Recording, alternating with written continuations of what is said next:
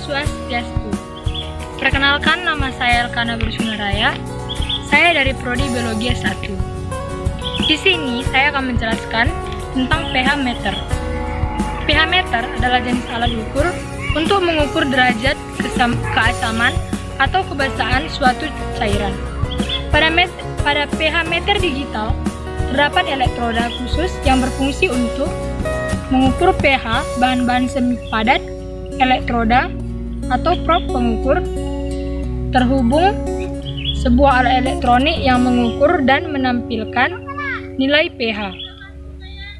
Prob atau elektroda merupakan bagian penting dari pH meter. Elektroda adalah bata seperti struktur, biasanya terbuat dari kaca.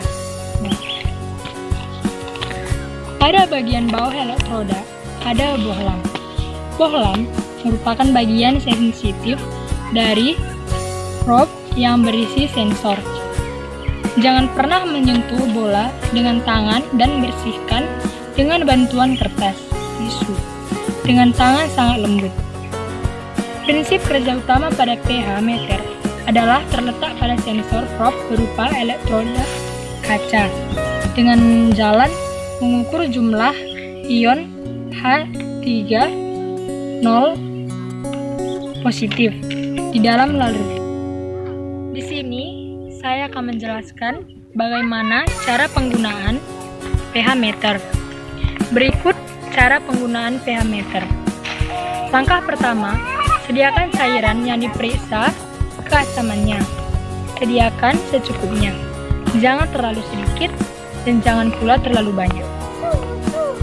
Sebelum dilakukan pengukuran, pemeriksaan terlebih dahulu terhadap larutan yang diukur sebelum dengan suhu yang telah dikalibrasi sebesar 20 derajat Celcius. Maka suhu yang diukur pun mesti sama. Selanjutnya, buku penutup elektrode alat pH meter menggunakan air khusus. Selanjutnya, bersihkanlah sampai kering menggunakan tisu. Nyalakan pH meter, kemudian celupkan elektroda ke dalam cairan yang diperhatikan.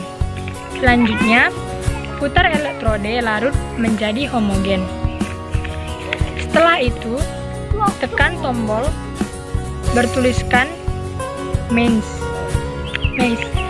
dan akan muncul kata hold di layar.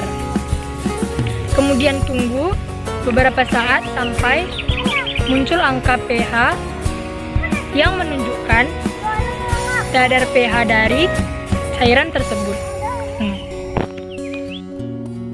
Dan sekarang saya juga akan menjelaskan bagaimana cara merawat dan menyimpan pH meter.